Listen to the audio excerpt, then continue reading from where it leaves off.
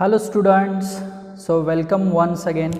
So in this lecture we are going to discuss some multiple choice questions based upon topic sound. काही तर theoretical questions मी आहेत, काही numericals आहेत. So जे आपलं फाउंडेशनचं बुक आहे त्याच्यामध्ये लेवल 1 लेवल 2 मधली काही एक्झाम्पल्स आहेत ती जस्ट मी डिस्कस करतोय. रिमेनिंग एक्झाम्पल्स तुम्ही प्रॅक्टिस म्हणून करू शकता. त्याच्यामध्ये काही शंका असेल तर मग तशा तुम्ही विचारू शकता. ओके, आय होप हे तुम्हाला विजिबल आहे सगळ्यांना. So look at the question number first. The sound in a human is produced by. Okay, आता ॲक्च्युली हा एक थेरॉटिकल क्वेश्चन आहे. In humans the sound is produced by the voice box. Actually generally जो voice box आहे त्याला लॅरिंक्स असा एक biological word आहे. जनरली तुम्ही व्हॉइस बॉक्स लक्षात ठेवा. सो व्हॉइस बॉक्समधून काय होतं, साऊंड प्रोड्यूस होतं. सो पहिल्याचा सी ऑप्शन आहे बघा, व्यवस्थित सगळ्यांना दिसत असेल. नेक्स्ट दुसरा क्वेश्चन आहे, frequency of sound is low for. आपल्याला माहिती आहे की मॅनसाठी फ्रिक्वेन्सी लो असेल. सो क्वेश्चन 1 जो आहे त्याचा ऑप्शन सी आहे. क्वेश्चन 2 आहे त्याचा option low for man. So मॅनसाठी फ्रिक्वेन्सी लो असते ना, आपण फ्लॅटनेस आणि श्रिलनेस बघितलेलं होतं. सो फ्लॅट व्हॉइस असतो ना, सो लो फ्रिक्वेन्सी असते. क्वेश्चन 3 बघा, in which medium sound travel fast. आपल्याला माहिती आहे की सॉलिड, एअर आणि गॅसमध्ये सॉलिडमधून सगळ्यात जास्तीत जास्त फ्रिक्वेन्सी ट्रॅव्हल होते. ओके, आता ॲक्च्युली याचा रिझन काय आहे बघा, तर एक इलास्टिसिटी मीडियम असतं. सॉलिड मीडियम म्हणजे त्याची इलास्टिसिटी प्रॉपर्टी आहे किंवा इलास्टिक कॉन्स्टंट आहे तो मॅक्सिमम असतो. त्यामुळं काय असतं की सॉलिडमधनं फ्लो होणारी जी साऊंड व्हेलॉसिटी आहे ती जास्त फ्लो होते. ओके, त्याचा असा आन्सर आहे. सो क्वेश्चन नंबर 3 जो आहे त्याचा ए ऑप्शन असेल. नेक्स्ट क्वेश्चन नंबर 4 बघा, युनिट ऑफ फ्रिक्वेन्सी इज. आपल्याला माहिती आहे की फ्रिक्वेन्सी ही कशामध्ये मेजर केली जाते, तर हर्ट्जमध्ये मेजर केली जाते. सो क्वेश्चन नंबर 4 साठी मग ऑप्शन कुठला असेल, बी ऑप्शन असेल बघा. सो फ्रिक्वेन्सीचं युनिट कुठला आहे, hertz. So unit of frequency is hertz. Time period कसा सेकंडमध्ये असतो किंवा 1/t = फ्रिक्वेन्सी असते, तसा हर्ट्ज हे फ्रिक्वेन्सीचं युनिट आहे. क्वेश्चन नंबर 5 बघा, inverse of frequency is called as time period. आपल्याला माहिती आहे की टाईम पिरियड आणि फ्रिक्वेन्सीमधलं रिलेशन कसं आहे, अपोजिट आहे. म्हणजेच frequency is equal to 1/t म्हणतो ना आपण. सो क्वेश्चन नंबर 5 जो आहे त्याचा आन्सर मग आपल्याला टाईम पिरियड लिहावा लागेल, म्हणजेच डी ऑप्शन. बरोबर आहे का बघा, क्वेश्चन नंबर 5 साठी डी ऑप्शन लिहावा लागेल. नेक्स्ट क्वेश्चन नंबर 6 काय बघूया. The hearing range of human ear is. मी तुम्हाला सांगितलं होतं 20 हर्ट्ज टू 20 किलो हर्ट्ज. किलोचा अर्थ काय, 1000. सो 20,000 ना, 20 kilo it means. So question number 6 साठी मग आन्सर काय असेल. सो 20 हर्ट्ज टू 20,000 हर्ट्ज म्हणजेच 20 किलो हर्ट्ज आहे ना ते. सो ऑप्शन ए असेल बघा क्वेश्चन नंबर 6 साठी. तुम्ही सगळे हे क्वेश्चन प्रॅक्टिस करायचे आहेत, म्हणजे काय तुम्ही स्वतः लिहायचे आहेत क्वेश्चन्स. याच्याही पेक्षा अजून काही क्वेश्चन्स आहेत, हायर ऑर्डरचे क्वेश्चनसुद्धा आहेत. तुम्ही जेवढं जास्त प्रॅक्टिस कराल तेवढा तुम्हाला जास्त इझिनेस तयार होत जाईल. बरं, फार पण डिफिकल्टी तुम्हाला या लेवलला नाही आहे. सगळे थेरॉटिकल मॅक्सिमम क्वेश्चन, एखाद दुसरा फक्त न्यूमरिकल वाईज क्वेश्चन इथे येईल, आपण तोही बघूयाच. नेक्स्ट क्वेश्चन नंबर 7 बघूया. The length of the vocal cords is maximum for. Okay, आता याच्यामध्ये सुद्धा जनरली काय सांगायचं आहे, तर मॅनची जी व्होकल कॉर्डची लेंथ आहे ती मॅक्सिमम असते, वुमनची आहे ती कमी असते आणि मॅनची मॅक्सिमम असते. आणि चिल्ड्रन्स असतात त्यांची तर खूपच कमी असते. बरोबर ना. सो वुमनची जी आहे ती 15 mm लॉंग एवढी असते, मेन आहे ती 20 mm लॉंग इतकी असते. सो 20 mm हे आन्सर असल्यामुळे थोडीशी आपल्याला लेंथ व्होकल कॉर्डची मॅक्सिमम ही मॅनसाठी असते असं आपल्याला सांगायचं. सो क्वेश्चन नंबर 7 साठी ए ऑप्शन असेल बघा. मी सगळे ऑप्शन्स इथं बाजूला लिहितो आहे तुम्हाला ते प्रॅक्टिससाठी. काही जर एखादा याचा क्वेश्चन आला तर तो मी सेपरेट सॉल्व करून दाखवेन हवं तर. नेक्स्ट क्वेश्चन नंबर 8 बघा, श्रील साऊंड इज ऑफ. आता ऑलरेडी हा क्वेश्चन आपण बघितलेला आहे की श्रील साऊंड असेल तर त्याची फ्रिक्वेन्सी हायर असते. ओके, सो क्वेश्चन नंबर 8 साठी ऑप्शन असेल ए. ओके, हे स्टेप बाय स्टेप तुम्ही लिहित चला, कारण पुन्हा आपल्याला जर पुढचं पेज किंवा याच्या पुढचा जर पार्ट बघायचा असेल तर आपल्याला हे थोडंसं मग रफ करावं लागेल. तुम्ही त्यामुळे क्वेश्चन आणि आन्सर याचे स्टेप बाय स्टेप मी ज्या पद्धतीनं चाललेलो आहे त्या पद्धतीनं तुम्ही हे लिहून घेत चला. नेक्स्ट क्वेश्चन नंबर 9 बघूया. Frequency of sound produced by a body is 10 hertz, then the range is. Okay, आता 10 हर्ट्ज ही जी रेंज आहे ही रेंज कशामध्ये येते तर जनरली स्मॉलेस्ट आपण बघितलं होतं इन्फ्रासोनिक, अल्ट्रासोनिक, इन्फ्रासोनिक बघितलं होतं. सो इन्फ्रासोनिकमध्ये हे येणार आहे. सो 9साठी ऑप्शन कुठला असेल मग बी ऑप्शन असेल बघा, इन्फ्रासोनिक. नेक्स्ट क्वेश्चन नंबर 10 बघूया. युनिट ऑफ लाऊडनेस, लाऊडनेसलाच आपण इंटेन्सिटी म्हणतो.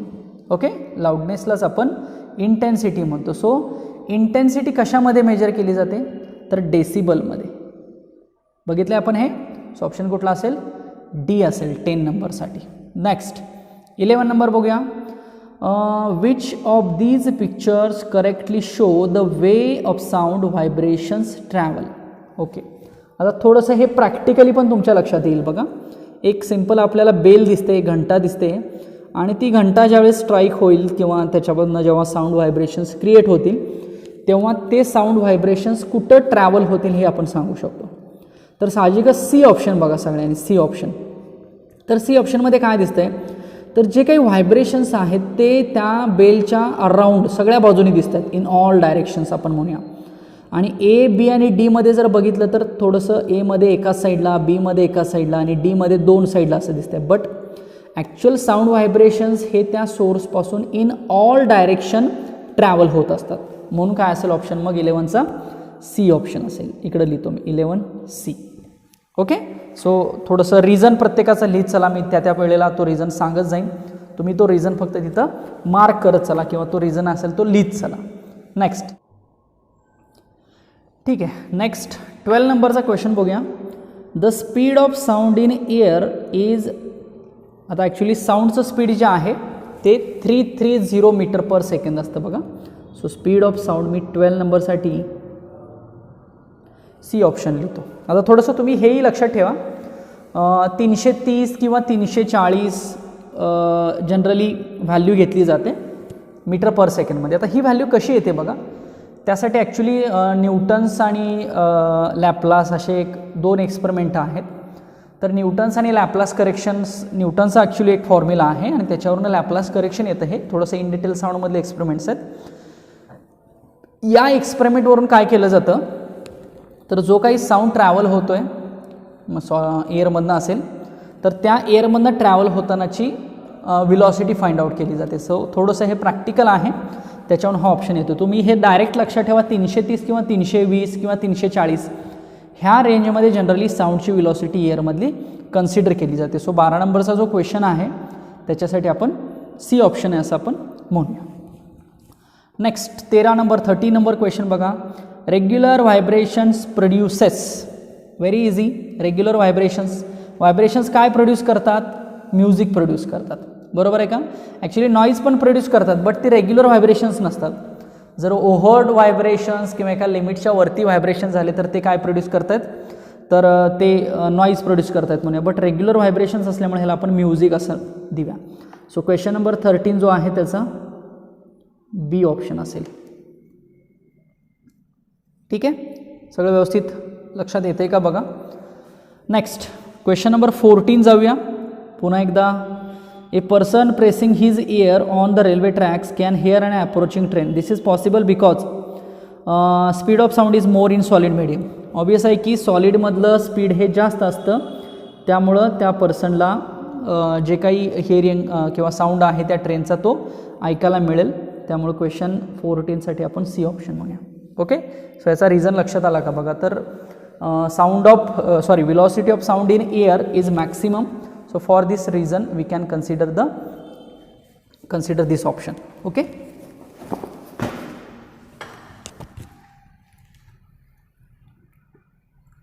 Next question number 15 बघूया आपण. A person can be identified by the quality of the sound produced by him. Okay. The characteristic of sound can be determined by the. Okay. आता quality of sound आहे बघा, quality of sound. So quality of sound gives us the intensity or the loudness. Okay, काय म्हटलं मी?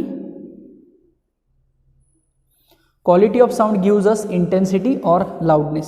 So we can say that C is the correct option, that is loudness. Question number 16 जाऊया. The voices of men, women and children are different due to the different in lengths of. मगाशी आपण बघितलं या क्वेश्चनचा answer vocal cords ना. Vocal कॉर्डच्या length प्रत्येकाच्या वेगवेगळ्या असतात. वुमनची short आहे, मेनची मॅक्सिमम आहे, चिल्ड्रनची खूपच शॉर्ट आहे. सो वोकल कॉर्डची जी काय लेंथ आहे त्या लेंथमुळं काय होतं, थोडंसं प्रत्येकाचा व्हॉइस हा वेगवेगळा किंवा डिफरंट फ्रिक्वेन्सीचा आपल्याला बघायला मिळेल. सो क्वेश्चन नंबर 16साठी C option we can write. Next 17 बघूया. An object moving at a speed greater than that of sound is said to be moving at ultrasonic, sonic speed, infrasonic आणि supersonic. Okay, हा सुद्धा थोडासा theoretical आहे. Actually supersonic याची condition आहे बघा. असे जे क्वेश्चन्स आहेत ना ते थोडंसं तुम्हाला पाठांतर करावं लागेल. म्हणजे या डिफॉल्ट कंडिशन्स असतात आणि या डिफॉल्ट कंडिशनचाच आपण वापर करत असतो आणि डिफॉल्ट कंडिशनचा वापर करून आपल्याला याचे आन्सर्स लक्षात ठेवायचे आहेत. सो क्वेश्चन नंबर 17 आहे, त्याच्यासाठी डी ऑप्शन आपण म्हणूया. नेक्स्ट क्वेश्चन बघूया. पुढचा question 18 number.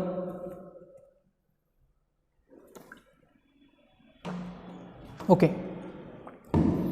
So the velocity of sound in vacuum is.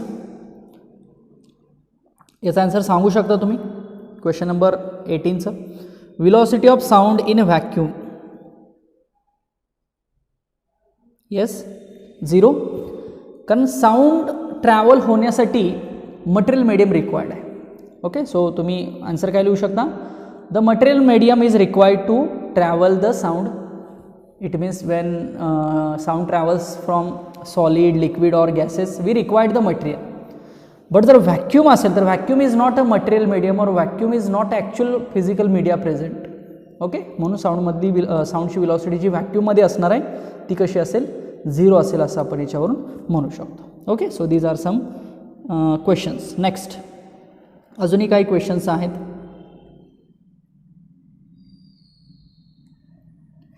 ठीक आहे, आय होप हे तुम्हाला व्यवस्थित दिसत असतील. काही मॅथमॅटिकल आलं तर मी सॉल्विंग करून दाखवेन त्याचं. फक्त हे क्वेश्चन्स नीट तुम्हाला रीड होतात का बघा. तुम्ही झूम करून सुद्धा नाही, तुम्हाला झूम करता येणार नाही I think, but I think हे तुम्हाला विजिबल असेल असं मला वाटतं. मी सुद्धा चेक करतो व्हिडिओमध्ये हे व्यवस्थित. An object oscillates 50 times in 1 second, so what should be its a frequency. Okay, आता फ्रिक्वेन्सी विचारलेली आहे याच्यामध्ये. ॲक्च्युली फ्रिक्वेन्सीचा अर्थ काय असतो? Number of oscillations. फ्रिक्वेन्सी म्हणजे काय? नंबर ऑफ ऑसिलेशन्स किंवा नंबर ऑफ व्हायब्रेशन्स म्हणा, नंबर ऑफ वेव्ज म्हणा. किती नाव आहेत बघा. म्हणजे आणि हे सगळं एका सेकंदामध्ये पाहिजे बरं का, एका सेकंदामध्ये.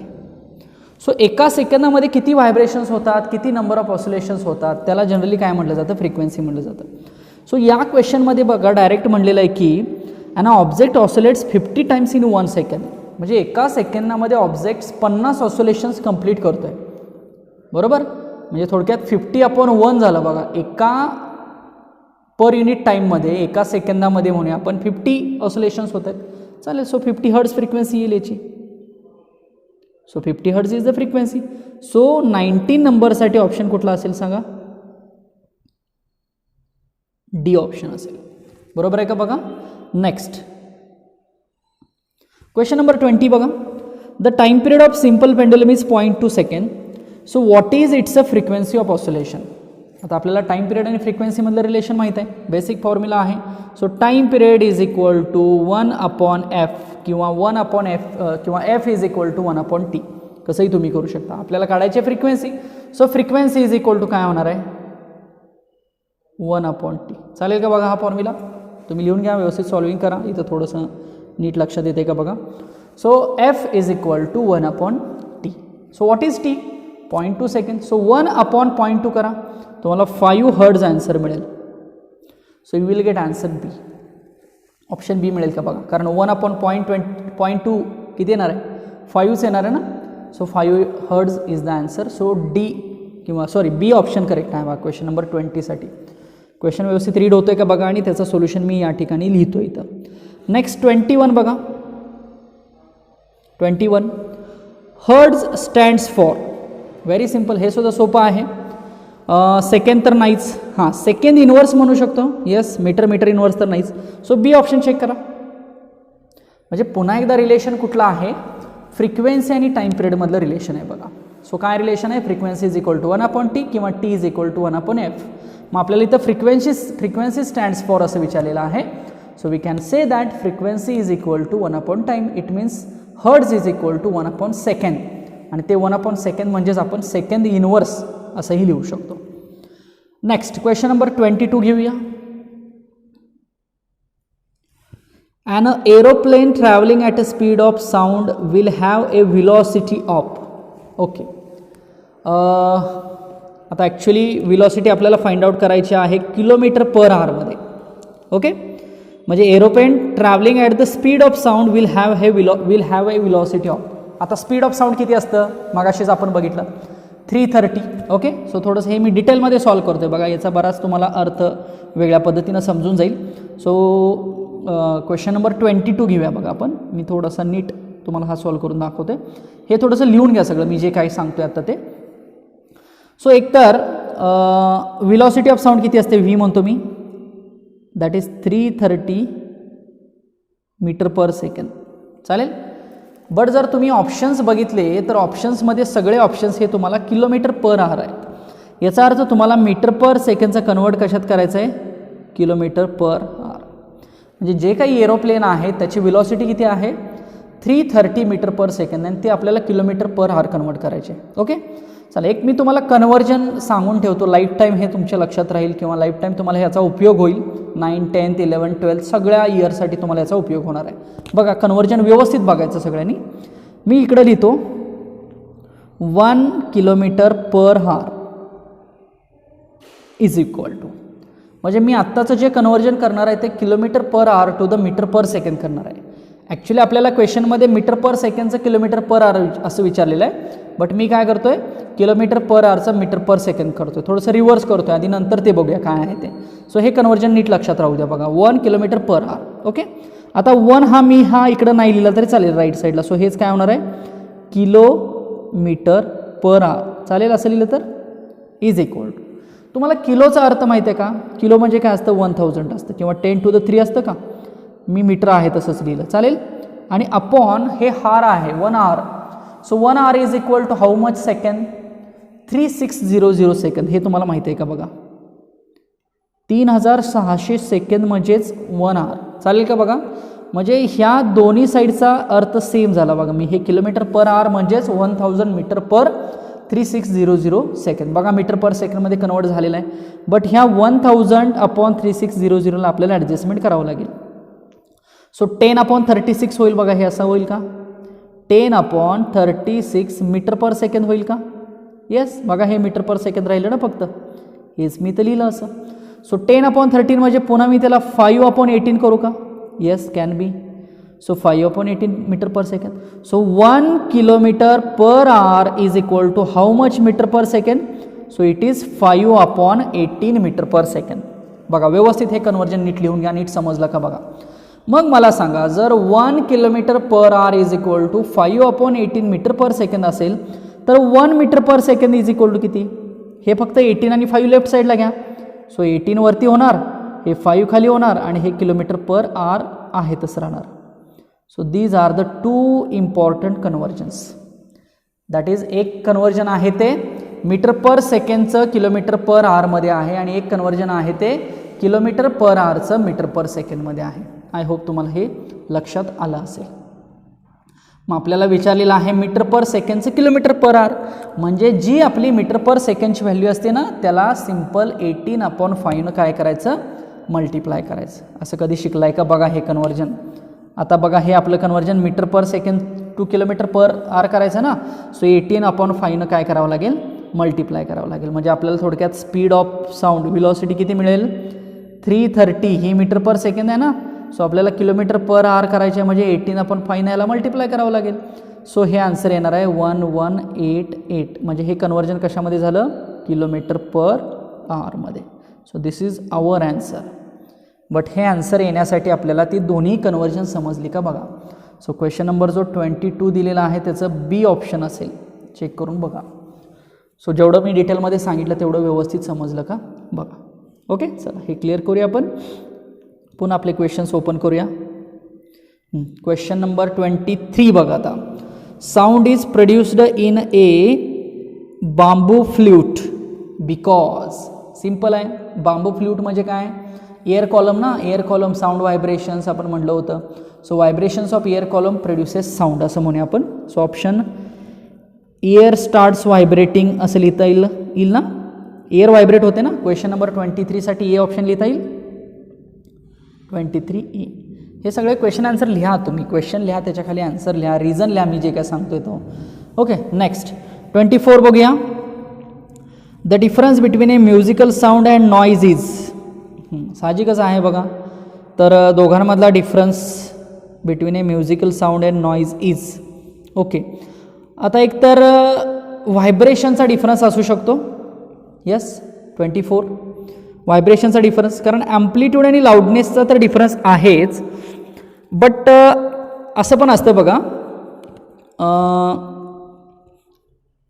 ॲक्च्युली याच्यासाठी ऑल ऑफ दीज म्हटलं तरीसुद्धा चालेल, कारण ॲम्प्लिट्यूड आणि लाऊडनेससुद्धा डिफर करतं, मॅटर करतं साऊंडसाठी, म्हणजे म्युझिकसाठी आणि नॉईजसाठी. ओके, बट थोडंसं आपण असं म्हणूया की रेग्युलर आणि इरेग्युलर व्हायब्रेशन्स असं आपण म्हणलो होतो बघा थेरीमध्ये. म्हणजे व्हायब्रेशन्स मोर करेक्ट आहे. अर्थ कळतो आहे बघा 24चा. सो सी ऑप्शन लिहायचं याला. म्हणजे ॲम्प्लिट्यूड इंटेन्सिटी पण चालेल, बट व्हायब्रेशन्स हे मोर मॅटर करतात की तो साऊंड हा म्युझिकल साऊंड आहे का नॉईज आहे. रेग्युलर साऊंड असेल तर तो आपण म्युझिक म्हणतो आणि इरेग्युलर असेल तर तो नॉईज म्हणतो. त्यामुळे ॲम्प्लिट्यूड डिफरन्स होऊ शकतो या केसमध्ये. लक्षात आलं का बघा. त्यामुळं रेग्युलर इरेग्युलर व्हायब्रेशन्स असतात, त्यामुळं ॲम्प्लिट्यूड इंटेन्सिटीपेक्षा मोर करेक्ट व्हायब्रेशन सांगूया. सो रेग्युलर इरेग्युलर व्हायब्रेशन्समुळं काय होतं, साऊंड प्रोड्यूस होतो. म्हणजे त्यातला जर रेग्युलर व्हायब्रेशन्स असतील तर म्युझिक आणि इरेग्युलर व्हायब्रेशन्स असतील तर नॉईज म्हणायचं. ओके, सो सी ऑप्शन करा 24साठी. 25 घेऊया. Noise pollution can cause insomnia, hypertensions, hearing impairment. So थोडक्यात हे सगळे जे प्रॉब्लेम्स आहेत हे थोडक्यात आपण ह्याला नॉईज पोल्युशनमुळे होत आहेत म्हणूया. सो 25साठी डी ऑप्शन करा. So 25 will have D option. So all these are the 3 diseases and all of these option correct. D option correct आहे असं आपण म्हणूया. Next, if you go on increasing the stretching force on a wire in a guitar, its a frequency. Obvious आहे की increase होणार आहे ना frequency. Frequency increase होणार आहे. सो 26साठी आपण इन्क्रीज म्हणूया. सो ए ऑप्शन 26साठी. लक्षात येते का बघा. For 26 we have the option A. Okay, next 27कडे जाऊया. Look at 27. A vibrating body will always produce a sound. पहिला ऑप्शन आहे बघा 27साठी. ओके, व्हायब्रेटिंग बॉडी काय करते, साऊंड ऑलवेज साऊंड प्रोड्यूस करते ना. ओके, सो 27साठी आपण ए म्हणूया. नेक्स्ट 28 घेऊया. The instrument used in the laboratory to produce sound of a fixed frequency is. Okay, 28साठी मी तुम्हाला प्रोपोगेशनमध्ये एक ट्युनिंग फोर्क नावाचं इन्स्ट्रुमेंट दाखवलेलं होतं बघा. ओके, सो ते जे ट्युनिंग फोर्क इन्स्ट्रुमेंट आहे ना ते काय करतं तर साऊंड प्रोड्यूस करते एका पर्टिक्युलर फ्रिक्वेन्सीचा. मग साऊंडमध्ये आपल्याला कॉम्प्रेशन, रिअरफॅक्शन असे मिळाले होते ना. सो आपण 28साठी ट्युनिंग फोर्क असा ऑप्शन लिहू शकतो, लॅबोरेटरीमधलं जे इन्स्ट्रुमेंट आहे ते. नेक्स्ट 29 बघूया. थेरॉटिकलच आहे. Higher the frequency of musical sound, higher is the pitch. आता पिच आहे तो सुद्धा हायर असणार. So sound waves with high frequency produces sound of high pitch. Okay, so 29साठी बी ऑप्शन. नेक्स्ट 30 घेऊया. Quality of sound is use to distinguish between noise and music, two different vibrating bodies, two notes produced by same vibrating bodies, all of the above. आता quality of the sound is use to distinguish between. आता actually साऊंडमध्ये vibrations खूप महत्त्वाचे आहेत बघा.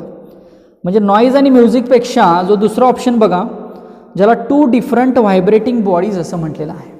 Okay, so आपण म्हणू शकतो की व्हायब्रेशन्स खूप मॅटर करतात डिस्टिंग्विशसाठी. मग तो म्युझिकल साऊंड असू देत किंवा नॉईजवाला साऊंड असू देत, याच्यासाठी व्हायब्रेशन्स खूप मॅटर करतात. म्हणून बऱ्याच वेळेला व्हायब्रेशन्स ज्या ऑप्शनमध्ये राहतं ना, व्हायब्रेशनचा अर्थ खूप मोठा आहे साऊंडमध्ये, कारण व्हायब्रेशन्समुळे साऊंड प्रोड्यूस होतो आहे ना. सो आपण या केसमध्ये सुद्धा व्हायब्रेशन्स असा आन्सर सांगू शकतो. सो बी आहे बघा 30साठी. नेक्स्ट 31 एक घेऊया. 31 क्वेश्चन काय आहे बघा. For an oscillating pendulum of fixed length which of the following is true. Okay, option जर व्यवस्थित वाचले तर लक्षात येईल. Frequency depends on amplitude, frequency and time period are not related, time period depends on amplitude, frequency and time period are related and do not depend on the amplitude of oscillation. Okay, so D option बघा. एकतर frequency आणि time period related आहेत असं सांगितलेलं आहे. Yes, it is correct, related आहेत. कसं? Frequency is equal to 1/t म्हणतो बघा आपण, बरोबर ना. सो टाइम पिरियड आणि फ्रिक्वेन्सी कशा आहेत, एकमेकांना रिलेटेड आहेत. पुढं, आणि टाइम पिरियड आणि फ्रिक्वेन्सी जी आहे ती काय ॲम्प्लिट्यूडवरती डिपेंड नाही आहे, बरोबर. कारण आपण असंही बघितलं होतं की टाइम पिरियड वाय ॲक्सिसवरती असतो आणि ॲम्प्लिट्यूड टाइम पिरियड एक्स ॲक्सिसवरती असतो आणि ॲम्प्लिट्यूड वाय ॲक्सिसवरती असतो. त्यामुळे थोडंसं असंही म्हणता येईल की टाइम पिरियड आणि फ्रिक्वेन्सी ॲम्प्लिट्यूडवरती डिपेंड नाहीत. सो डी ऑप्शन जर व्यवस्थित तुम्ही वाचलात तर तुम्हाला त्याचा आन्सर मिळून जाईल. नेक्स्ट 32 बघूया. It is again one of the theoretical question. which one of the following material will reflect sound better? Okay, thermocouple, certain made from cloth, steel and paper. Which one of the following material will reflect? Reflect म्हणजे थोडक्यात eco सांगू शकता. स्टीलमध्ये तयार होईल ना. So 32 साठी आपण सी म्हणूया. सो स्टीलमधनं आपण म्हणू शकतो की इको काय होऊ शकतो, जनरेट होऊ शकतो. नेक्स्ट 33 काय आहे बघा. An object vibrate with a frequency of 15 hertz. चला, सो हे ऑडिबल आहे ना. येस, इट इज ऑडिबल, कारण ऑडिबल रेंज आपण बघितलेली आहे 20 हर्ट्ज टू 20 किलो हर्ट्ज ना. सो 33 साठी it produces sound which we cannot hear. Yes, 15 hertz आहे. सो ऑडिबल रेंजमध्ये नाही आहे. येस, 20 हर्ट्ज टू 20 किलो हर्ट्जमध्ये नाही आहे. So we cannot hurt. So C option बघा. It produces the sound which we cannot hear. So 33 साठी सी असेल. नेक्स्ट 34 घेऊया. Time taken for 10 oscillations of a body is 20 second. Then time period of the body is. Okay, हा मगाशी आपण जो time पिरियडचा formula आणि फ्रिक्वेन्सीचा यूज केला होता. सो थोडक्यात इथं टेकन 10 ऑसिलेशन्स आहेत आणि 20 सेकंड्स आहेत. ओके, 10 ऑसिलेशन्स आणि 20 सेकंड्स. सो आपल्याला फ्रिक्वेन्सी काढता येईल बघा. सो फ्रिक्वेन्सी किती काढता येईल, 10/20 काढता येईल ना. येस, 10 ऑसिलेशन्स आणि 20 सेकंड म्हटलं की 10/20 फ्रिक्वेन्सी झाली. मग फ्रिक्वेन्सी जर 10/20 झाली म्हणजेच 1/2 झाली. ओके, तर टाइम पिरियड किती झाला, 2 झाला ना. त्याच्या रिव्हर्स करा. लक्षात येते का बघा. सो याच्यासाठी बी ऑप्शन आहे 34. हवं तर मी दाखवतो आहे. 34 आपण मगाशी फॉर्म्युला काय लिहिला होता, time is equal to 1/f. Okay, किंवा f is equal to 1/t लिहितो, म्हणजे number of oscillations per unit time म्हणतो. आता इथं फ्रिक्वेन्सी काढता येईल बघा. Oscillations upon time, oscillations upon time असं म्हणतो मी. सो नंबर ऑफ ऑसिलेशन्स किती आहेत इथं, 10 आहेत बघा. आणि टाईम किती दिलेला आहे, 20. सो इट इज 1/2 हर्ट्ज ना. सो ही फ्रिक्वेन्सी झाली. बट फ्रिक्वेन्सी 1/2 हर्ट्ज झाली तर टाईम पिरियड किती, 2 सेकंड ना. त्याच्या रिव्हर्स करू शकतो आपण. सो 2 सेकंड केला. Okay, so we can say that 34 साठी बी ऑप्शन 2 सेकंदच आहे ना. Okay, so time period is 2 second. लक्षात येते का बघूया. चला, एक थोडासा अजून एखादा मॅथमॅटिकल क्वेश्चन बघूया. ठीक आहे, एक क्वेश्चन घेऊया आपण. The ultrasonic waves take 4 seconds to travel from the ship to the bottom of the sea and back to the ship in the form of an echo. So what is the depth of the sea. बघा question काय आहे, speed of the sound दिलेला आहे. म्हणजे शिपपासून थोडक्यात इथं हा थोडक्यात डेप्थ आहे ही. इथून जाऊन पुन्हा पाठीमागं यायला एक साऊंड काय करतो आहे, 4 सेकंड घेतो. 4 second, simple. So we have to find out the distance. ठीक आहे, सो त्या डिस्टन्स फाइंड आउट करायचा आहे आपल्याला. तर मला सांगा distance is equal to what? Velocity is equal to distance upon time. चालेल का हा फॉर्म्युला? बघा मी थोडंसं डिटेलमध्ये इकडे बाजूला सॉल्व करतो. So velocity is equal to distance upon time असतं. So how we can find out the distance? We can find out distance by velocity into time. Simple. म्हणजे आपल्याला हे समुद्रामध्ये समजा इथं शिप आहे, like this is the ship, आणि इथून एक सिग्नल जातो आहे आणि इथून पुन्हा ट्रॅव्हल होतो आहे पाठीमागं. सो हे डिस्टन्स काढायचं, याला आपण एक्स म्हणूया आपण. सो टाईम दिलेला आहे बघा 4 सेकंड, बट जायचा आणि यायचा टाईम दिलेला आहे ना. ओके, मग जायचा टाईम किती असेल? 2 असेल. यायचा टाईम किती असेल? अगेन 2 असेल. आणि आपल्याला एक्स काढायचं. So X is equal to velocity into time. मग आता व्हेलॉसिटी तर दिलेली आहे, किती दिलेली आहे व्हेलॉसिटी? 1500 आणि इंटू आता टाईम कुठला घ्यायचा मला सांगा? एकच कुठला तर घेऊया ना, म्हणजे येतानाचा किंवा जातानाचा घेऊया. सो सिम्पल आपल्याला किती डिस्टन्स मिळेल? सॉरी 3000 ना, 3000 मीटर म्हणूया का? लक्षात येते? सो ए ऑप्शन आपण याचा सांगितला. समजलं का बघा? Okay, so since we take 4 seconds to travel from the ship to the bottom of the sea and back to the ship, it means the time taken by the wave to travel from ship to bottom of the sea is 2 seconds. लक्षात आलं का बघा? शिपपासून ते bottom of the C आहे, म्हणजे सगळ्यात खालचा जो पोर्शन आहे तिथपर्यंत पोचायला लागणारा टाईम हा किती असेल? मग 2 सेकंद असेल. सो टाईम डिफाईन झाला 2 सेकंड. व्हेलॉसिटी माहिती आहे त्या साऊंडची आपल्याला 1500 मीटर पर सेकंड. सो त्याच्यामुळे डिस्टन्स काढता येईल, कारण डिस्टन्स इज इक्वल टू काय? Velocity into time. मी फॉर्म्युला इथं लिहिलेला आहे, X is equal to V into time.